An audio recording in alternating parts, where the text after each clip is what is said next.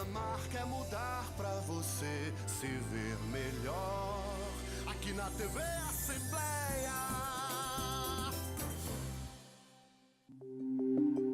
O programa a seguir é livre para todos os públicos.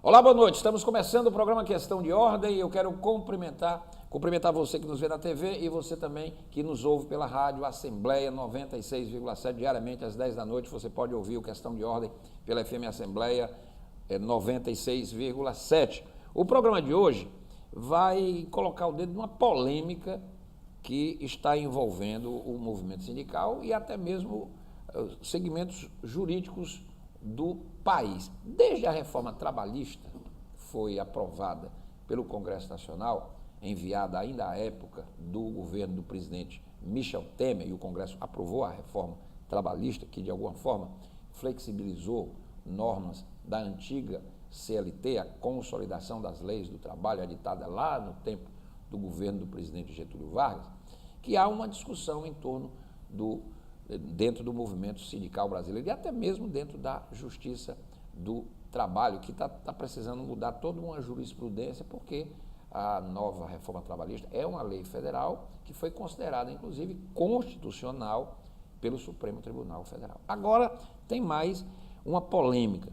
O presidente da República, o presidente Jair Bolsonaro, editou uma medida provisória, que está sendo conhecida como a MP 873, que introduz novas alterações na CLT, a consolidação das leis do trabalho, especificamente no que se refere à forma de recolhimento das contribuições destinadas aos custeios dos sindicatos.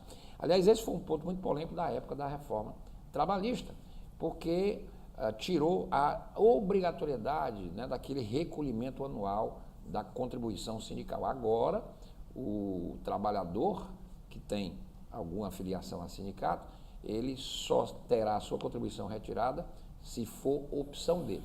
Alguns sindicatos, inclusive, tentaram mudar a regra, tomando decisões em assembleias. Isso está gerando muita discussão jurídica. O programa convidou um especialista nessa área. Ele é procurador regional do Ministério Público do Trabalho, ele é doutor em Direito pela Universidade Federal de Pernambuco, ele é professor da Universidade Federal do Ceará, nossa querida UFC, e ele é tutor do Grupo de Estudos em Direito do Trabalho e Processo do Trabalho. Ele também coordena aqui no Ceará a Coordenadoria Nacional de Liberdade Sindical. Ele, inclusive, participa, né, do programa Narcélio Lima Verde. Tem um quadro fixo lá no programa do meu querido Narcélio Lima Verde, na FM Assembleia, exatamente com o doutor Gerson Marques, que é o meu convidado e está aqui comigo hoje no programa Questão de Ordem, para a gente tentar entender um pouco que é essa polêmica que não termina, doutor Gerson. Todo mundo imaginava a reforma trabalhista, teve uma polêmica, o senhor, inclusive, veio aqui, a gente debateu o assunto da reforma, ouvimos vários lados da questão, o senhor, inclusive, esteja aqui. A reforma foi aprovada, aí houve o questionamento se ela era constitucional, se não era inconstitucional, alguns juízes, enfim, os sindicatos. O Supremo considerou a reforma trabalhista constitucional e agora novas discussões acerca de uma medida provisória do presidente Bolsonaro, que é bom que se diga que ainda precisa ser aprovada pelo Congresso, porque se ela não for aprovada num prazo, ela caduca, como se diz no linguajar da política. Estou aqui com o doutor Gerson Marques, a partir de agora comigo no programa Questão de Ordem. Doutor Gerson, muito boa noite, é um prazer recebê-lo, doutor Gerson. Boa noite, Renato, uma satisfação estar aqui também, mais uma vez nesse programa e cumprimentar aqui os nossos telespectadores. Eu vou começar com uma provocação, Vamos. Porque o senhor é muito inteligente e uma pessoa inteligente é bom que a gente provoca no bom sentido, para que os nossos ouvintes... Doutor Gerson, a CLT, ela não já deu o que tinha de dar, não? Está na hora de revogar essa CLT e discutir coisas mais modernas na relação de trabalho. Afinal de contas, eu não sei por que o Brasil se vangloria tanto de um documento que é baseado na Carta de Laboro, que é um documento fascista do tempo do Mussolini. A CLT, ela tem nitidamente inspiração de uma carta do governo do Mussolini, de inspiração fascista, porque o Getúlio tinha lá seus encantos com o fascismo, tanto que foi até ditador do Brasil num certo período, não é? Mas eu queria ouvi-lo. Não seria melhor revogar essa CLT como um todo e discutir, afinal de contas, uma coisa da década de, sei lá, de 40, nós estamos em 2019, doutor Gerson, mas eu quero ouvi-lo porque o senhor é especialista. Muito boa noite, é um prazer recebê-lo. Boa noite, obrigado pelos elogios, né? A provocação a uma pessoa inteligente, que foi um elogio que você me teceu, vindo de uma pessoa mais inteligente ainda, obrigado. Torna o diálogo muito interessante. A CLT, ela é de 1943, na realidade ela é uma junção de várias leis anteriores, então, que está na CLT tem normas, tem dispositivos que são de antes ainda da década de 40. Mas o fato de ser uma lei antiga não significa dizer que ela toda mereça ser revogada. Você imagina o cenário que nós temos hoje, um cenário político, um cenário econômico, né? O atual governo, né, que está aí, que foi eleito, se esse governo fosse fazer uma nova legislação do trabalho, imaginemos como é que sairia essa nova legislação do trabalho. Eu acho que horas extras desapareceriam, limite de jornada desapareceria. Será, doutor? Porque tem um congresso, né? Para basilar mas isso. eu acho muito provável, pelo menos já viria aí um bocado de medida provisória, né? Tem um projeto do governo que é implantar a carteira verde e amarela em substituição à carteira azul. Né? A carteira azul seria a carteira tradicional, na qual está registrada a vida do trabalhador. Todos os direitos, né, do trabalhador. E não é só o registro dos direitos dos trabalhadores, mas sim o contexto do contrato de trabalho. E a carteira verde e amarela viria tirar todos esses direitos do trabalhador, transformaria tudo em negociável diretamente entre empregado e empregador, a não ser os direitos expressos na Constituição, a propósito dos quais também já tem uma PEC, uma proposta de emenda à Constituição para modificar esses direitos sociais. E nós sabemos que, na prática, não tem como o trabalhador negociar diretamente com o seu empregador, porque tem um desequilíbrio aí muito grande de poderes.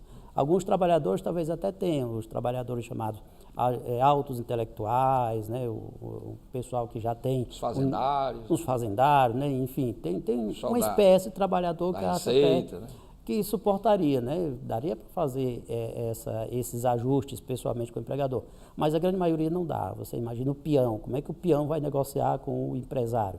A primeira coisa que o empresário faz é colocar as condições e dizer ou você aceita ou não é contratado.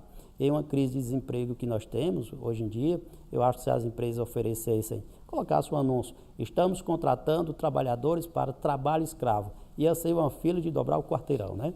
O senhor está exagerando, mas eu entendi a provocação. Então, assim...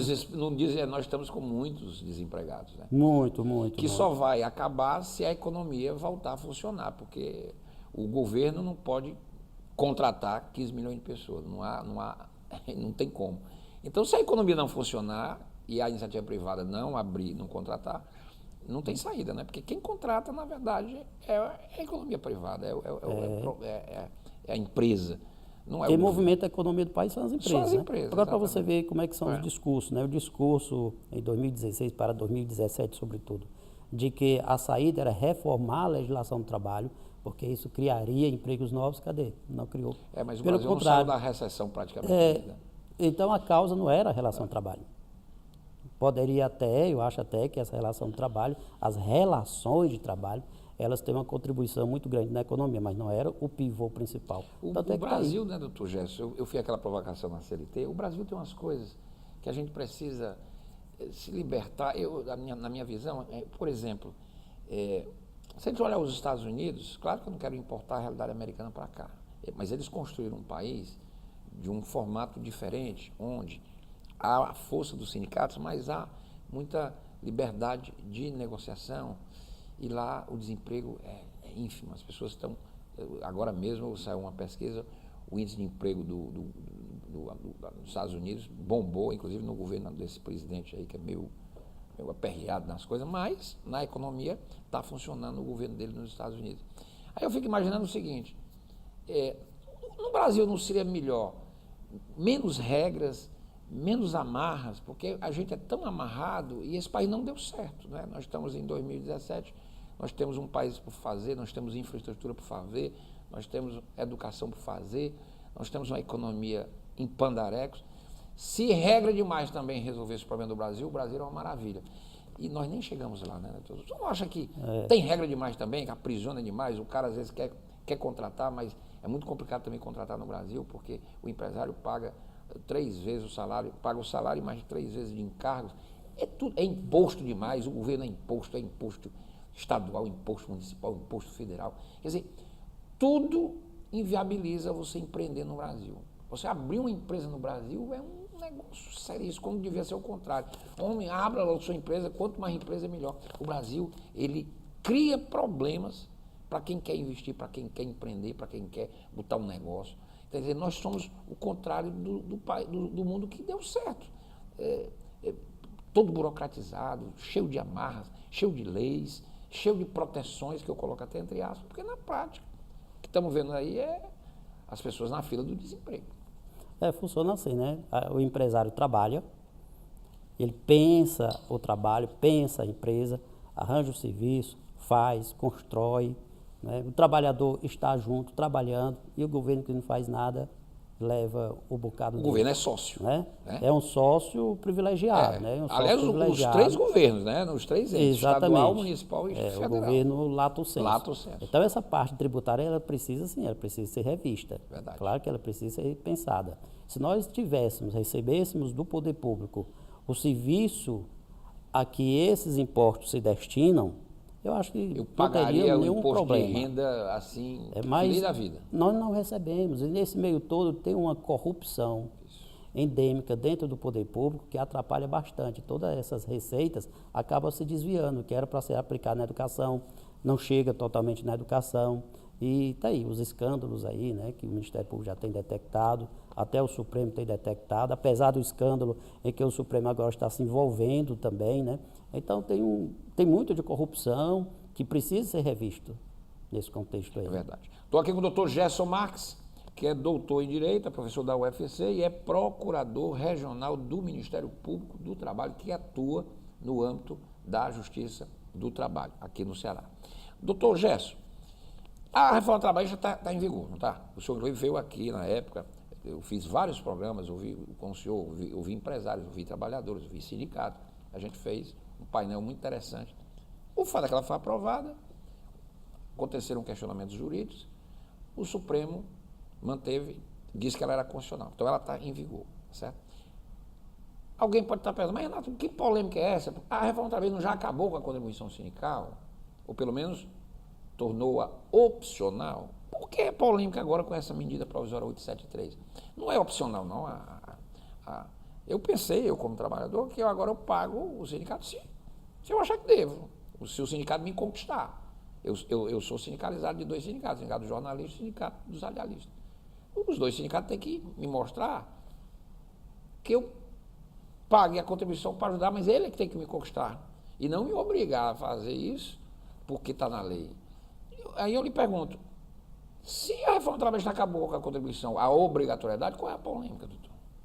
Pois é, a reforma trabalhista, que é a Lei 3.467, a lei de 2017, ela tem vários dispositivos que estão sendo discutidos no Supremo Tribunal Federal. Aos pouquinhos, o Supremo Tribunal Federal vai, ora, julga uma ação, julga outra. Mas a contribuição foi E vai dando por constitucional, até agora, tem dado por constitucional a reforma trabalhista.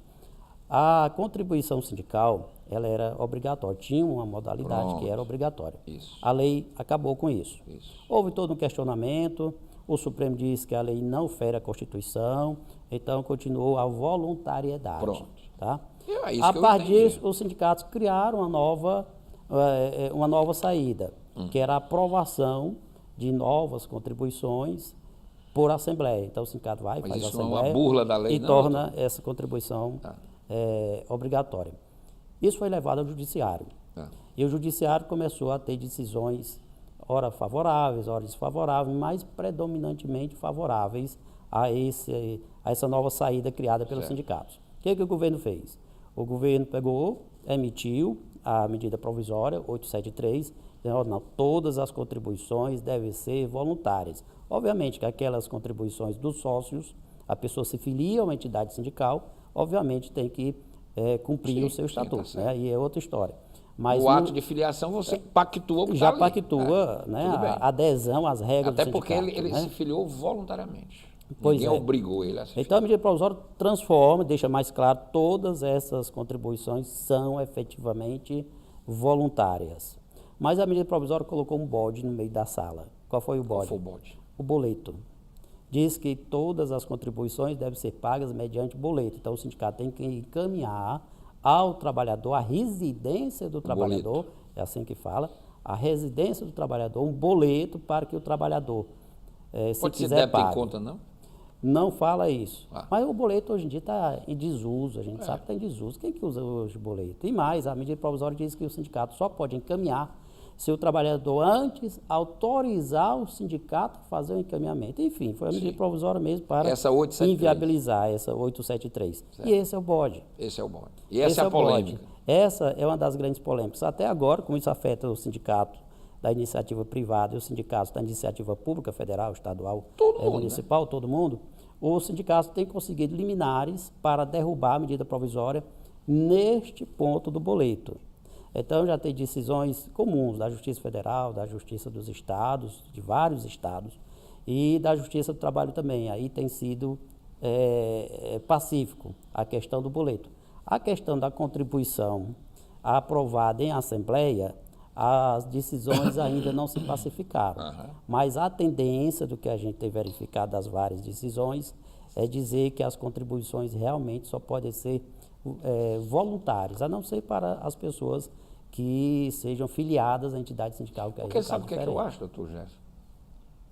O que é o sindicato? O sindicato é o seguinte, é uma entidade que representa uma categoria profissional, por exemplo, o meu sindicato de jornalistas. É uma entidade que representa o conjunto dos jornalistas, com o intuito de representar os interesses dessa categoria nas questões, nas discussões com os patrões, porque as pessoas, os jornalistas, nós somos trabalhadores também. Porque as pessoas às vezes confundem que o jornalista tem um certo glamour, né? Porque você aparece na televisão, mas eu não sou um dono da televisão. A televisão tem um patrão aqui, né? Porque as pessoas às vezes confundem, acham, e tem muitos jornalistas que às vezes acham que é sócio do patrão, mas não, é empregado também. Tem isso também na categoria. Exatamente. É um problema sério na nossa categoria. Mas eu acho que o sindicato, ele me representa, e eu acho que, se eu considerar que o sindicato é atuante, etc., eu pacto tranquilamente. Eu não concordo com a imposição. Nisso, eu concordo com a reforma trabalhista. A imposição, aquela contribuição que você era obrigado, eu nunca gostei muito daquilo, não, mas por quê? O sindicato não me convence, eu preciso ser convencido, porque isso fortalece o sindicato. Né? Então, eu entendo isso. Claro que, evidentemente, tem sindicatos e sindicatos, tem diretorias e diretorias.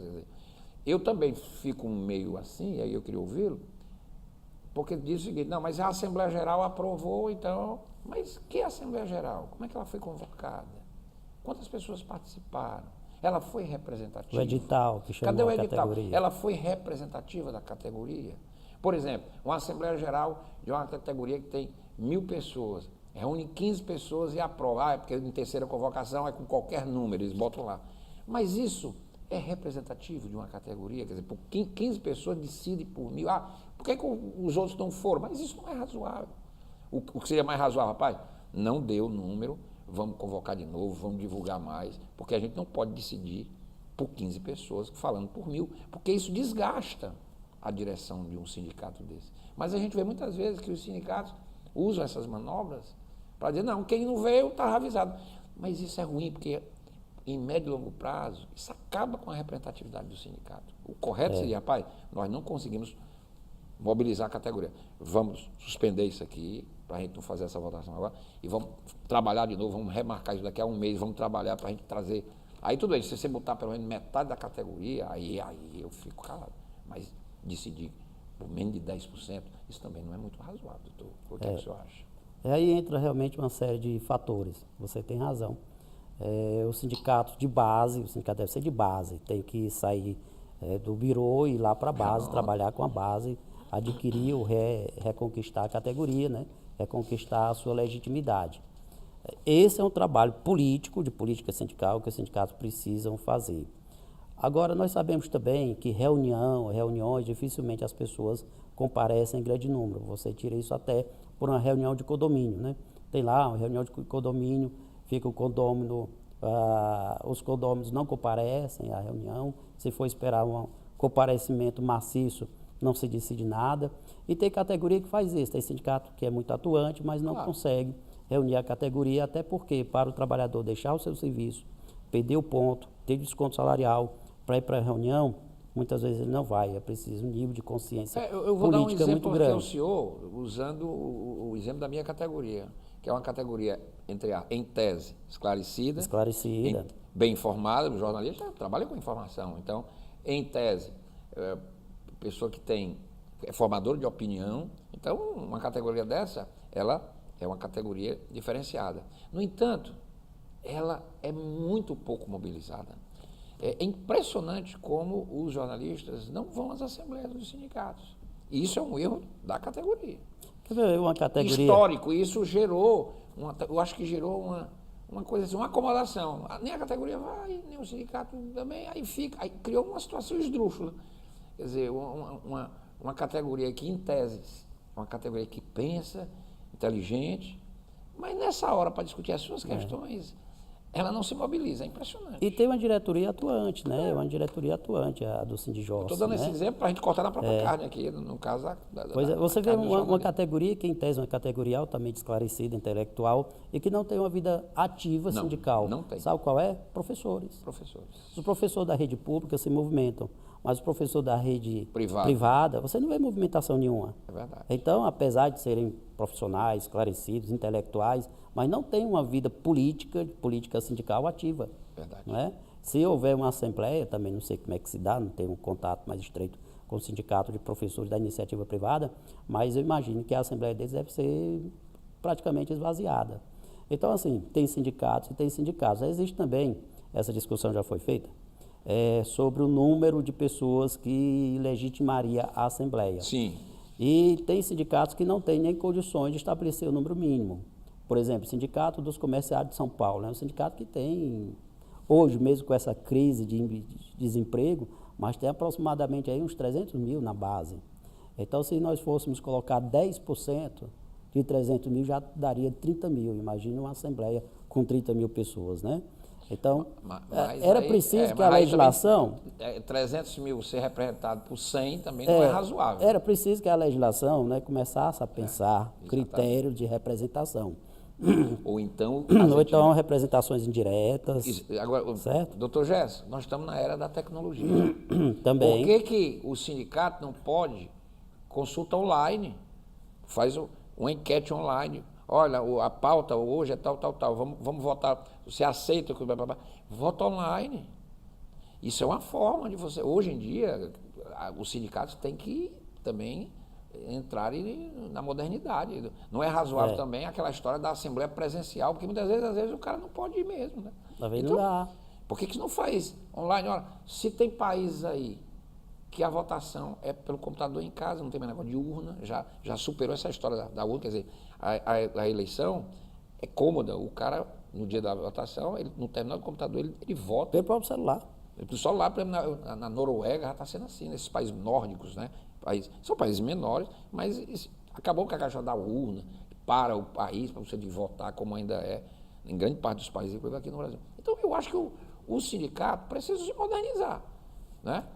A nossa categoria de jornalista, por exemplo, eu uma vez sugeri à presidente do sindicato, eu digo, essas assembleias de vocês é complicada porque o horário dos jornalistas é um horário muito complicado. Quer dizer, o jornalista trabalha de manhã, trabalha à tarde, trabalha à noite. É muito complicado. Faça uma consulta online para o computador. Que aí você apura um resultado, bote um programa que tenha fidedignidade, né? Porque não pode ter fraude, lógico. Porque se tiver fraude, né? Eu estou falando uma coisa correta, sério. Aí você vai ter o quê? 80% da categoria se posicionando. Aí o sindicato está muito mais vitaminado com a força da categoria. Mas se não faz isso, vai sempre fazer assembleias completamente esvaziadas, isso gera mais descrédito e faz com que a categoria se afaste.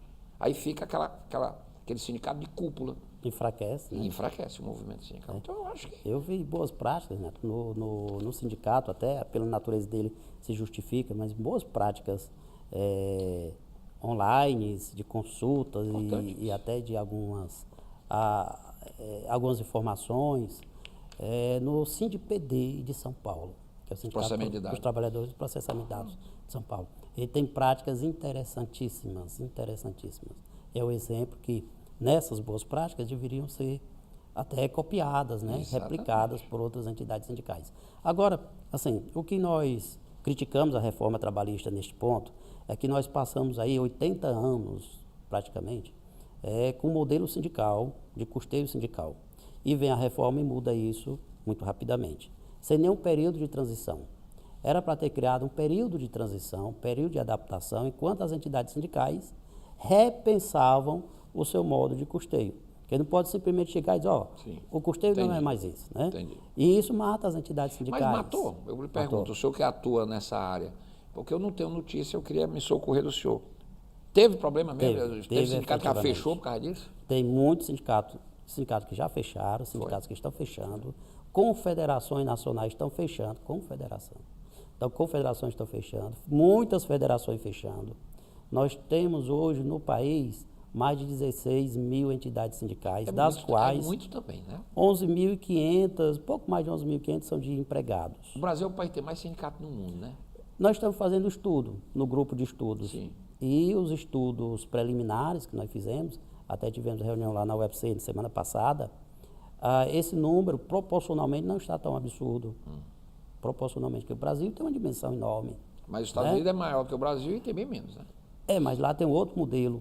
Né? Digamos, Lá aqui para os nós Estados temos, Unidos tem 200 sindicatos. Aqui tem quatro. algumas Aqui práticas... tem mais de 10 mil, né? 12 mil sindicatos. Aqui nós temos 11.500 só de trabalhadores, né? trabalhadores. Entidades sindicais só de trabalhadores. Então, assim, Estados Unidos tem um outro modelo também. A Alemanha tem bem pouquinho entidade sindical, mas é um outro modelo. E aqui, essa mudança brusca levou ao fechamento de entidades sindicais. E o que a gente percebe é que tem uma intenção, não é mais velada, uma intenção do governo em realmente fechar entidades sindicais. E Enfraquecer a luta. enfraquecer e fechar mesmo. Entidade sindical, questão talvez ideológica, até né? Um governo tem central. Você falou muito bem. É questão política e ideológica, assim. Tem uma ideologia aí por trás de fechar entidades Como sindicais. os governos anteriores tinham uma ideologia ao contrário, que era exatamente fortalecer cada vez mais, etc. Porque também a base do PT sempre foi o sindicato, então era o contrário. Então esse governo é um governo de direita, o outro era de esquerda, e essa mudança é a regra do jogo, né? Tem tanta consequência, o governo mexeu no custeio, e isso trouxe uma consequência muito grande para o movimento sindical inteiro. O que nós fizemos? Nós fizemos agora, estamos realizando um congresso, que sempre fazemos, realizamos internacionalmente, né? Anualmente um congresso internacional de direito sindical, em que estamos trazendo... É a Coordenadoria Nacional de Liberdade Sindical promovida aqui. Nós fizemos com a Coordenadoria Nacional, Sim. fizemos com o nosso grupo de estudos e fizemos também com o Fórum das Centrais Sindicais. É organizada pela Excola, que é uma instituição que acabou surgindo também para organizar esses eventos, arrecadar fundos para o evento. E nesse evento nós estamos trazendo sindicalistas de outros países, já tem da Argentina, do Panamá, tem um da Suíça que também acabou de confirmar, tem do Chile, inclusive o Chile vai falar para nós. Nós pedimos para ele falar um assunto muito interessante, Renato, não só do sindicato, mas o que é a realidade da Previdência Social lá no Chile. É porque lá houve a capitalização. Lá houve a capitalização. A gente ouve falar de um, de outro, né? É bom a gente falar com quem Não, é de lá. Importante, Né? porque há uma informação que lá foi ruim, mas eu não sei, é preciso discutir bem isso aí. Exatamente. O fato é que o Paulo Guedes é da escola dos Chicago Boys, que foram aqueles que modelaram o Chile, naquela época até do Pinochet, e que o Chile, inclusive, tem muita prosperidade. Eu não estou entrando no mérito, mas é preciso estudar o caso. Saber se aquela realidade se aplica aqui. Tem uma série de questões. Tem. Mas eu acho interessante isso aí. Pois então ele vem falar sobre essa realidade, que eu reputo muito interessante. Importante. E o sindicalista, que é da Suíça, ele vem falar, inclusive, a Suíça, ela cede a OIT, a Organização Internacional do Trabalho, que neste ano estará fazendo 100 anos. 100 anos. E tem algumas reclamações internacionais contra essa reforma trabalhista lá na OIT, Vamos ver como é que vai ser o encaminhamento. Essa conferência vai se dar em junho. Nosso congresso aqui Agora, o Brasil é tem no a dia sua 9 e soberania, 10. né, doutor? É importante. Quem vai decidir essas questões são as instituições brasileiras, não é a OIT, porque a OIT pode até opinar, mas não é razoável você achar que a OIT derruba uma decisão do Congresso Nacional Brasileiro. Mas Aí quando mexe com a soberania do país. mas quando se faz parte de um grupo voluntariamente, né? Você pode ouvir, tem que né, se cumprir, né? ponderar, Assim, né? Se cumprir. Não é que se diga, olha, se você não cumprir, vão matar sua mãe, né? Não é aquela história, né? Mas tem toda É uma uma recomendação internacional e assim, um país que se preze, que integra um colegiado, né? Ele se compromete a cumprir as decisões do colegiado. Digamos, tem orientações da OIT históricas de que todas as grandes modificações trabalhistas, elas têm que ser discutidas tripartite, de forma tripartite. Então, representação dos empregados, dos empregadores e o poder público. E tem que ser realmente um diálogo. O diálogo, você entende, ser bilateral, voluntário, uma discussão. E esses debates não ocorreram aqui no Brasil com a profundidade que deveria ter sido, né? Modificamos a CLT de um modo muito radical, sem que essa discussão tivesse sido feita como deveria ser feito, né? E isso está sendo discutido na OIT. Doutor Gerson, eu estou aqui com o doutor Gerson Marques, aqui do Questão de Ordem. Então, a medida provisória 873, ela está sendo questionada apenas nesse aspecto do negócio do boleto. O boleto. Essa é a questão, quer dizer, a medida, pelo que a gente entendeu aqui pela sua fala, a questão da contribuição, ela realmente é opcional, porque ela é constitucional, o Supremo decidiu, porém, como é que operacionaliza isso? O presidente assinou uma MP que endurece esse negócio, quer dizer, tem que ter um boleto, tem que mandar para casa do sujeito e está havendo um questionamento nisso. A MP tem 120 dias para ser votada, se ela não for votada, ela cai, a não ser que ela é de outra. Não é? Eu não tenho... Tem limite de edição de MP? É uma vez, ela é 60 dias, pode ser prorrogado por mais 60. E aí né? e não pode de novo? E aí não mais. Pois é, então o Congresso tem que se posicionar. Né? Ou então, no silêncio do Congresso, ela cai. Sim, ela que também é uma posição. É uma posição. Se o Congresso não vota, é por isso que eu inclusive aqui nesse programa, a gente tem uma discussão sobre o Supremo, ele está prestes a transformar em crime algo que não está na lei, e que isso não existe, que é aquela história, fazer uma comparação com o racismo, com a homofobia, mas não há lei da homofobia. E o Supremo quer estabelecer uma tipificação criminal sem o estamento legal, sem a base legal. Isso é uma maluquice. Aí o raciocínio é o mesmo. Ora, mas o Congresso não faz a lei. É omisso, mas a omissão do Congresso é também uma posição. É uma posição na MP aqui e é uma posição também como ainda não votou a lei. Porque quem tem que votar a lei é o Congresso e não o Supremo Tribunal Federal. O silêncio pode ser uma resposta. Não é uma resposta? O Brasil vive tempos assim estranhos, não é? Quer dizer, recentemente agora está uma polêmica danada porque o Supremo decidiu instaurar um inquérito, ele processa, ele julga, ele apura as provas. Isso vai contra todo o sistema democrático do direito que a gente conhece, porque tem que ter o direito, o sujeito que está sendo incriminado, do processo. Cadê o Ministério Público, que é o autor da ação penal? Que é o titular. Cadê o amplo direito de defesa? Ação, Como é que você pode admitir que alguém entre na casa do indivíduo para tentar conseguir provas contra ele? Isso é um Estado policial, doutor, isso não é um Estado democrático de direito. Isso a gente já viu. Já, não faz muito tempo não. Não faz muito tempo, porque você chegava à noite, invadia a casa do sujeito, levava ele para interrogar não sei aonde, ninguém sabia. Então, são coisas que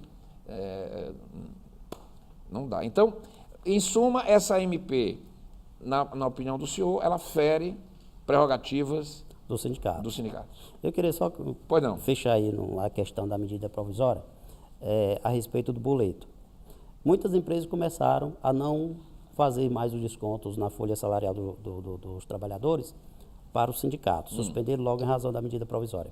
E nós temos poderado com as representações de empregadores. Olha, a medida provisória já acaba. O Congresso vai já dar uma solução, ou se pronunciando expressamente, ou então simplesmente silenciando.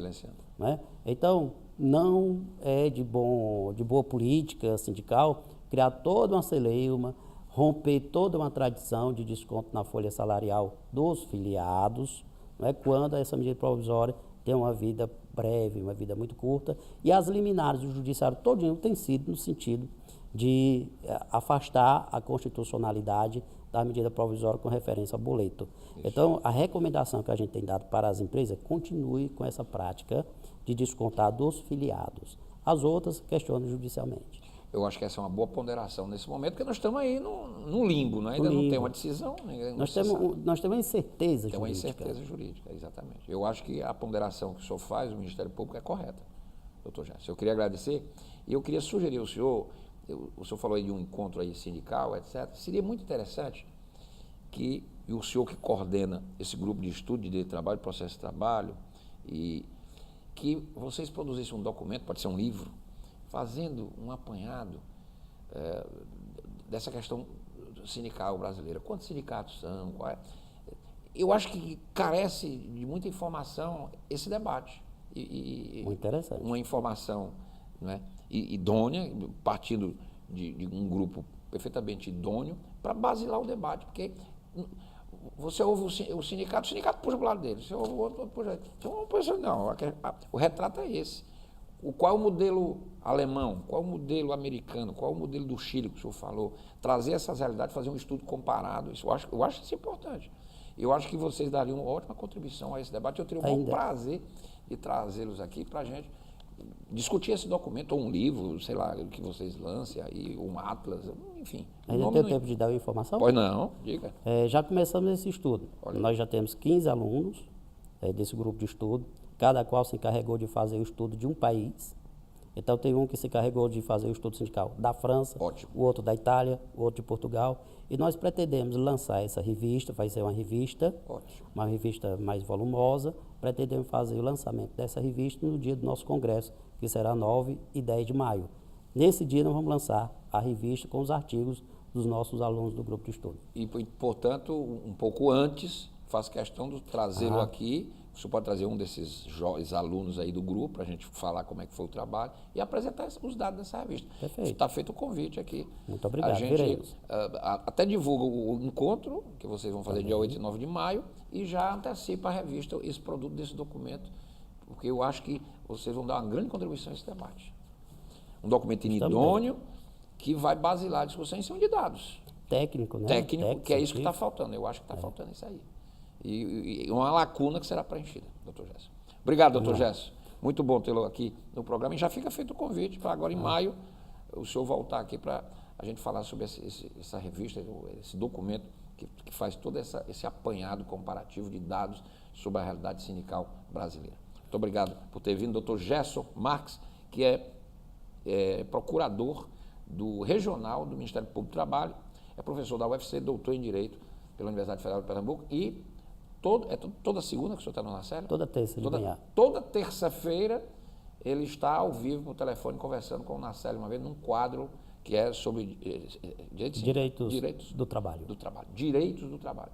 Doutor Gerson, toda terça, aqui na FM Assembleia, no programa do querido Nacélio Lima Verde. Obrigado, doutor Gerson. Obrigado também. Muito bom tê-lo aqui no programa. Questão de ordem fica por aqui, a gente volta amanhã. Até lá.